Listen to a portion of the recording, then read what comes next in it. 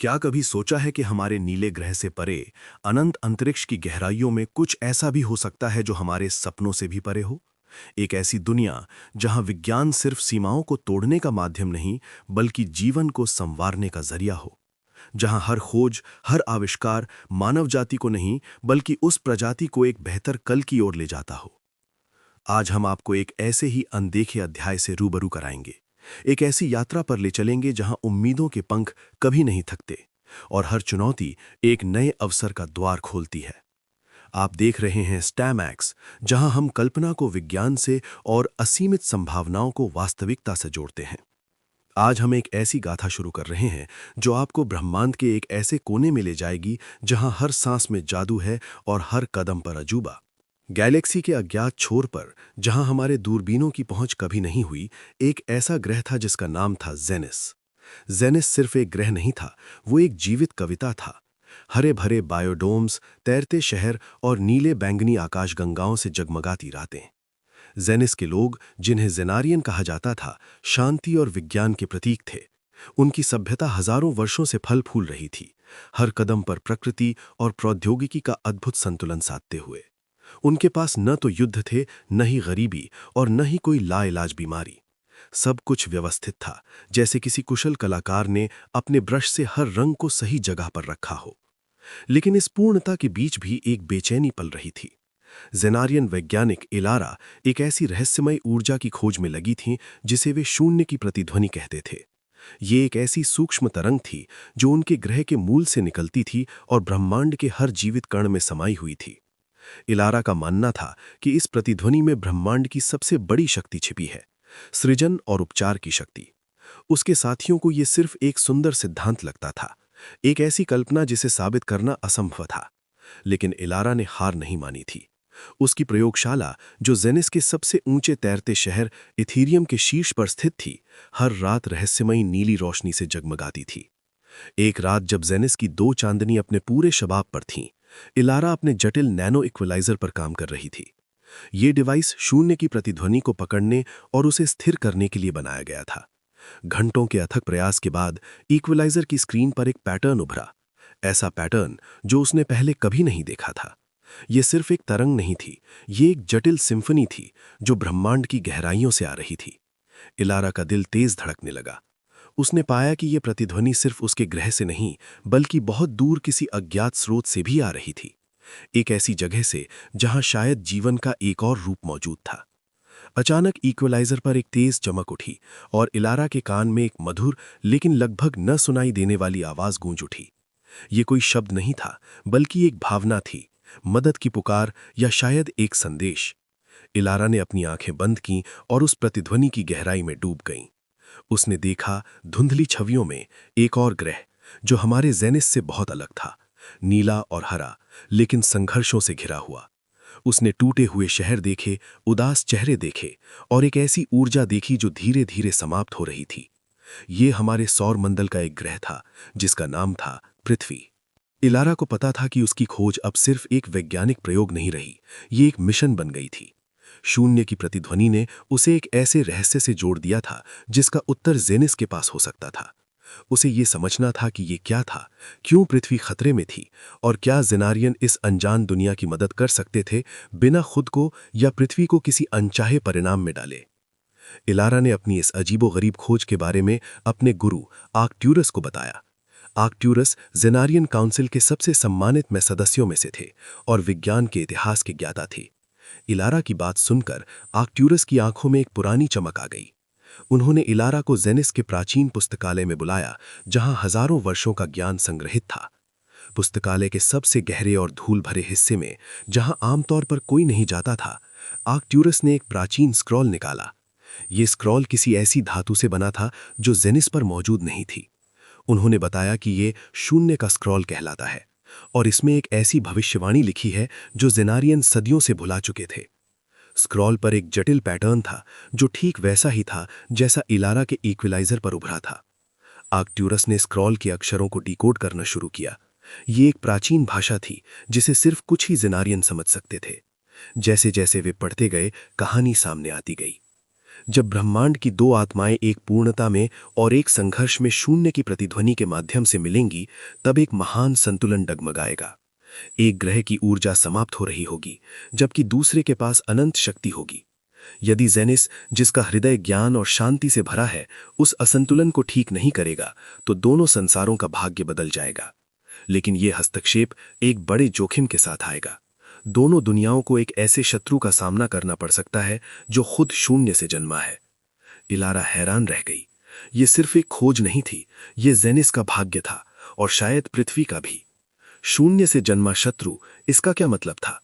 क्या कोई ऐसी बुराई थी जो ब्रह्मांड में छिपी हुई थी और इस प्रतिध्वनि के माध्यम से जागृत हो सकती थी? आर्कट्यूरस ने इलारा को जेनिस के प्राचीन पुस्तकालय में बुलाया। खुद इसी रहस्यमयी शक्ति की बदौलत जेनिस इतना उन्नत बना था, लेकिन उन्होंने इसे सीमित मात्रा में इस्तेमाल किया था।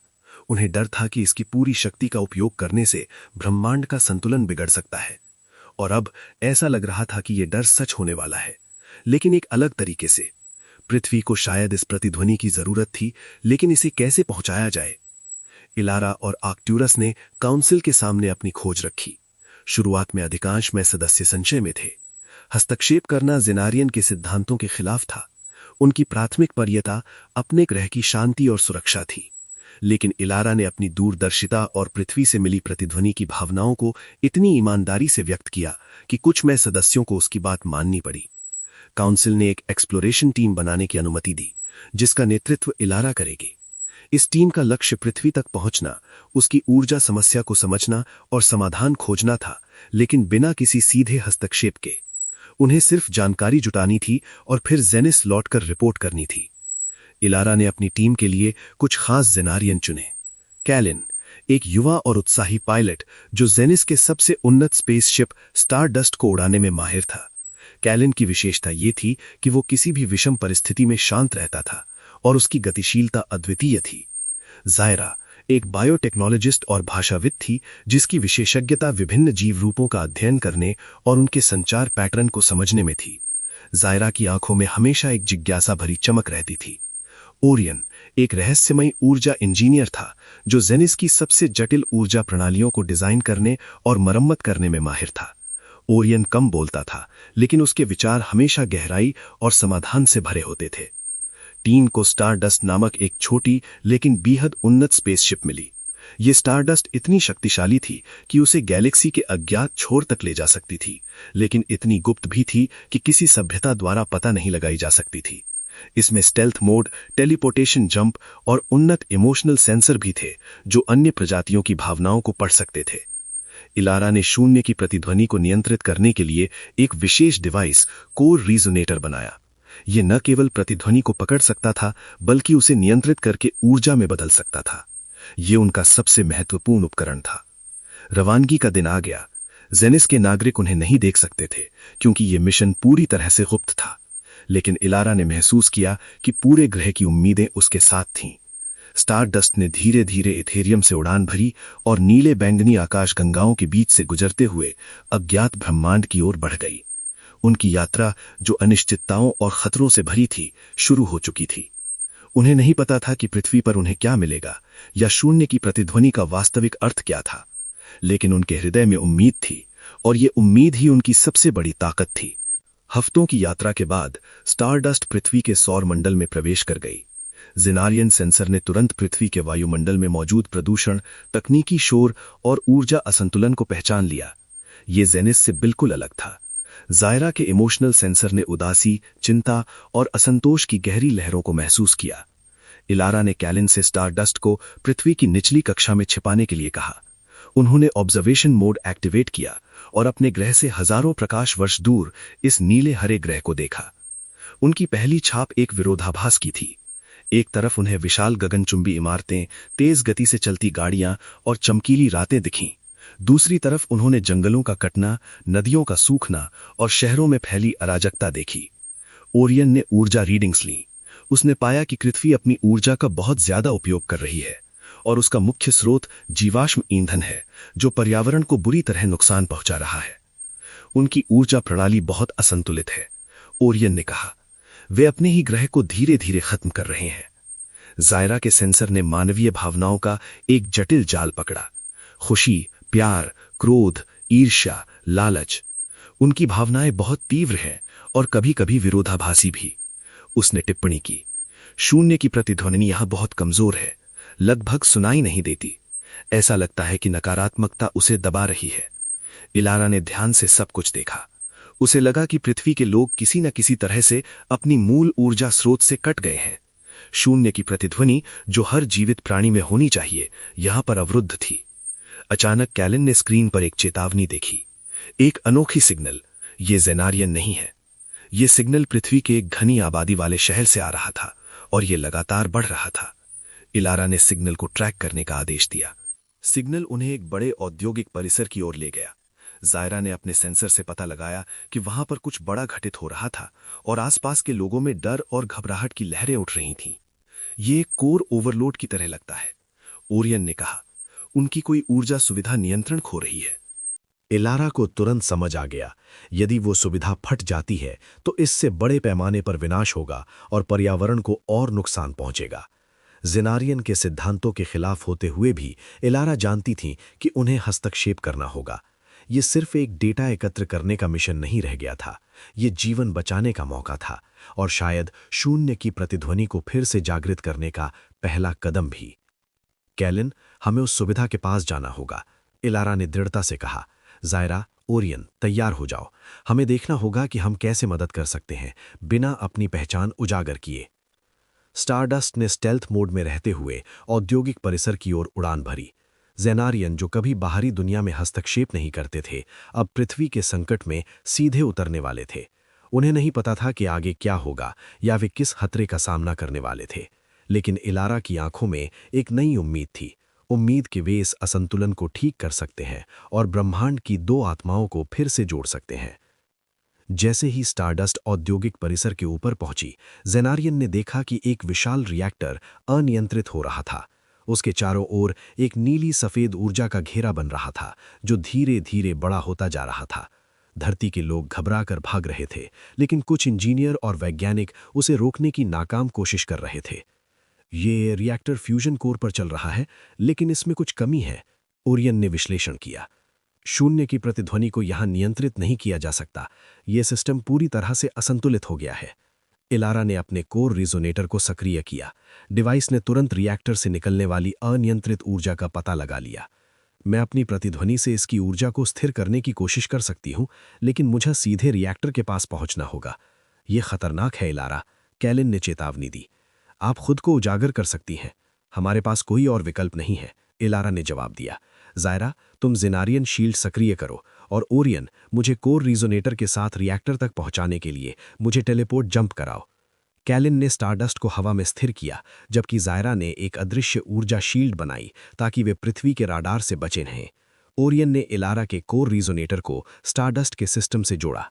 इलारा ने एक विशेष जेनारियन सूट पहना जो उसे वातावरण और ऊर्जा के खतरों से बचा सकता था। उसने कोर रिजोनेटर को अपने हाथ में कसकर पकड़ा। जंप, इलारा ने आदेश दिया। एक पल के लिए सब कुछ धुंधला हो गया। अगले ही पल इलारा रिएक्टर के ऊपर तैर रही थी। उसके चारों ओर अनियंत्रित ऊर्जा की लपटें उठ रही थीं। वो अपनी जेनारियन शील्ड के भीतर सुरक्षित थी, लेकिन रिएक्टर की गर्मी महसूस कर सकती थी। इलारा ने कोर रिजोनेटर को रिएक्टर की ओर बढ़ाया। उसने अपनी आंखें बंद की और शून्य की प्रतिध्वनि के साथ खुद को जोड़ा। एक गहरी शांत नीली रोशनी कोर रिजोनेटर से निकली और रिएक्टर की अनियंत्रित ऊर्जा के साथ मिल गई। धीरे धीरे रिएक्टर की नीली सफेद लपटें शांत होने लगीं। इलारा ने अपनी सारी ऊर्जा और ध्यान इस प्रक्रिया में लगा दिया। वो महसूस कर सकती थी कि रिएक्टर की ऊर्जा में एक पैटर्न बन रहा था, एक सामंजस्य जो पहले मौजूद नहीं था। पृथ्वी के इंजीनियर और वैज्ञानिक नीचे से हैरान होकर देख रहे थे। उन्हें विश्वास नहीं हो रहा था कि रिएक्टर, जो कुछ मिनट पहले फटने वाला था, अब धीरे धीरे स्थिर हो रहा है। उन्हें ऊपर कुछ भी दिखाई नहीं दे रहा था, केवल ऊर्जा का शांत होना। कई मिनटों के बाद जब रिएक्टर पूरी तरह से स्थिर हो गया और उसकी लपटें पूरी तरह से बुझ गईं, इलारा ने कोर रिजोनेटर को वापस खींच लिया। वो पूरी तरह से थक चुकी थी, लेकिन उसके चेहरे पर संतोष का भाव था। वापस, इलारा ने फुसफुसाया।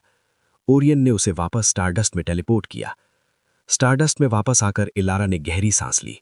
हम सफल रहे, उसने कहा। कैलिन ने खुश होकर कहा, धरती के लोग जश्न मना रहे हैं, उन्हें पता भी नहीं चला कि किसने उन्हें बचाया। जायरा ने अपने सेंसर की रीडिंग दिखाते हुए कहा, शून्य की प्रतिध्वनि की रीडिंग थोड़ी बढ़ी है इलारा, आपका हस्तक्षेप काम आया है। इलारा जानती थी कि ये सिर्फ शुरुआत थी। उन्होंने एक अस्थायी समस्या को हल कर दिया था, लेकिन पृथ्वी की मूल ऊर्जा समस्या अभी भी बरकरार थी। उन्हें और गहराई से समझना था कि इस ग्रह पर ऐसा असंतुलन क्यों पैदा हुआ और शून्य की प्रतिध्वनि को स्थायी रूप से कैसे पुनर्जीवित किया जा सकता है। उनकी यात्रा अब एक नए चरण में प्रवेश कर चुकी थी, एक ऐसा चरण जहां उन्हें पृथ्वी के लोगों के करीब आना पड़ सकता था और शायद जेनिस की प्राचीन भविष्यवाणी के अगले हिस्से का सामना भी करना पड़ सकता था। शून्य से जन्मा शत्रु अभी भी एक रहस्य था, लेकिन इलारा को उम्मीद थी कि इस नई ऊर्जा के साथ वे किसी भी चुनौती का सामना कर सकते थे। रिएक्टर की घटना के बाद जेनारियन टीम ने पृथ्वी के विभिन्न क्षेत्रों का अध्ययन करना जारी रखा। जायरा ने पाया कि जहां एक तरफ विज्ञान और प्रौद्योगिकी में प्रगति हुई थी, वहीं दूसरी तरफ मानवीय संबंध, प्रकृति से दूरी और आंतरिक शांति में कमी आई थी। लोग एक दूसरे से कटे हुए थे और ये मानसिक असंतुलन उनकी ऊर्जा को भी प्रभावित कर रहा था। उनकी संचार प्रणाली बहुत जटिल है, लेकिन प्रभावी नहीं है, जायरा ने बताया। उनके पास अनगिनत भाषाएं हैं, लेकिन सच्ची समझ कम है। इलारा ने महसूस किया कि यदि वे पृथ्वी की मदद करना चाहते हैं तो उन्हें सीधे संवाद स्थापित करना होगा, लेकिन कैसे? वे जेनारियन थे और उनका रूप, रंग और क्षमताएं पृथ्वीवासियों से बहुत अलग थीं। ओरियन ने एक सुझाव दिया, हम एक हॉलो प्रोजेक्टर का उपयोग कर सकते हैं। ये हमें पृथ्वीवासियों के रूप में प्रकट करेगा और जायरा पृथ्वी की भाषा सीखकर संवाद कर सकती है। ये विचार जोखिम भरा था। यदि उनकी पहचान उजागर हो जाती तो इससे पृथ्वी पर अराजकता फैल सकती थी या जेनारियन सिद्धांतों का उल्लंघन हो सकता था। लेकिन इलारा जानती थी कि अब पीछे हटने का समय नहीं था। ठीक है, इलारा ने कहा, हम एक छोटे समूह से संपर्क करेंगे, एक ऐसा समूह जो विज्ञान में विश्वास रखता हो और खुले विचारों वाला हो। कैलिन ने पृथ्वी के वैज्ञानिक समुदाय में शोध किया। उसने एक छोटे से शोध संस्थान का पता लगाया जो नवीकरणीय ऊर्जा और ग्रह के इकोसिस्टम को बचाने के लिए काम कर रहा था। इस ग्रुप का नेतृत्व डॉक्टर आर्यन कर रहे थे, जो एक उत्साही और दूरदर्शी वैज्ञानिक थे।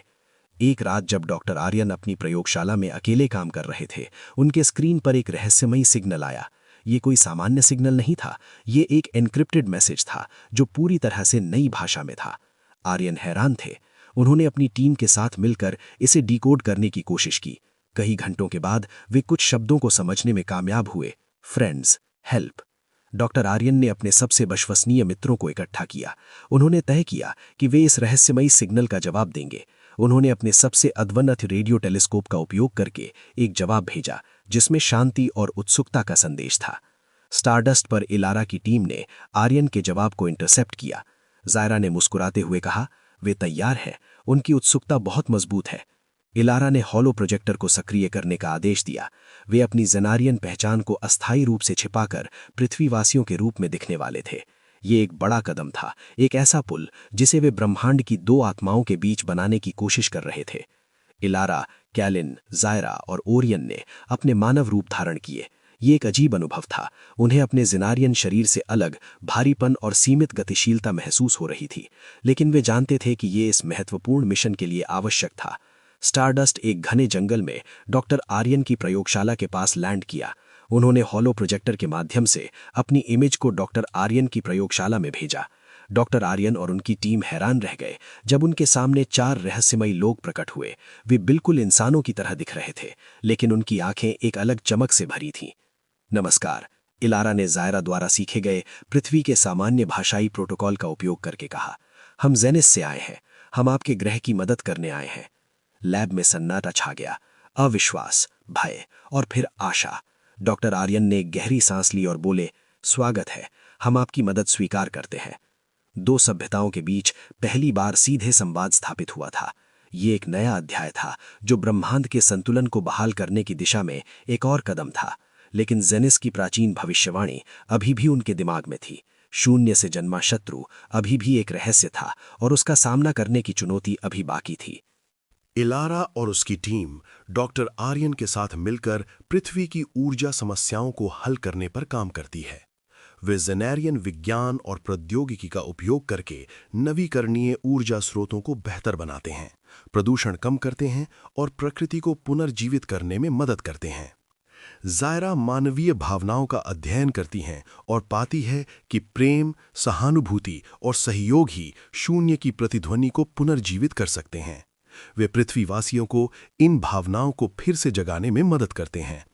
जैसे जैसे पृथ्वी पर सकारात्मक ऊर्जा बढ़ती है और शून्य की प्रतिध्वनि मजबूत होती है, वैसे वैसे शून्य का शत्रु जागृत होता है। ये शत्रु कोई भौतिक प्राणी नहीं, बल्कि नकारात्मकता, संदेह और भय का एक अमूर्त रूप हो सकता है, जो ब्रह्मांड के संतुलन को बिगाड़ना चाहता है। ये शत्रु पृथ्वीवासियों के मन में संदेह पैदा कर सकता है और जेनेरियन के खिलाफ कर सकता है। इलारा और उसकी टीम शून्य के शत्रु का सामना करना पड़ता है। वे विज्ञान, आध्यात्मिकता और मानवीय एकता का उपयोग करके इस अमूर्त खतरे को पराजित करते हैं। उन्हें पता चलता है कि शून्य की प्रतिध्वनि सिर्फ ऊर्जा नहीं, बल्कि चेतना का भी एक रूप है। जेनेरियन पृथ्वी पर शांति और संतुलन बहाल करने में सफल होते हैं। पृथ्वीवासी अब आत्मनिर्भर हैं और अपनी नई ऊर्जा और चेतना के साथ आगे बढ़ने के लिए तैयार हैं। जेनेरियन टीम जेनिस वापस लौटती है, लेकिन वे और पृथ्वीवासी दोनों ही इस अनुभव से हमेशा के लिए बदल जाते हैं। ब्रह्मांड की दो आत्माएं अब एक दूसरे से जुड़ी हुई हैं। जेनिस और पृथ्वी के बीच एक नया संबंध स्थापित होता है, जो भविष्य में सहयोग और ज्ञान के आदान प्रदान का मार्ग प्रशस्त करता है। ये तो बस शुरुआत थी इलारा की प्रतिध्वनि की। हम आशा करते हैं कि आपको हमारी ये यात्रा पसंद आई होगी। ऐसी ही और असीमित कहानियों और कल्पनाओं के लिए जुड़े रहिए हमारे चैनल ST Max के साथ। हमारे चैनल को सब्सक्राइब करना न भूलें, ताकि आपको हमारी लेटेस्ट कहानियां मिलती रहें। आप सभी का दिल से धन्यवाद।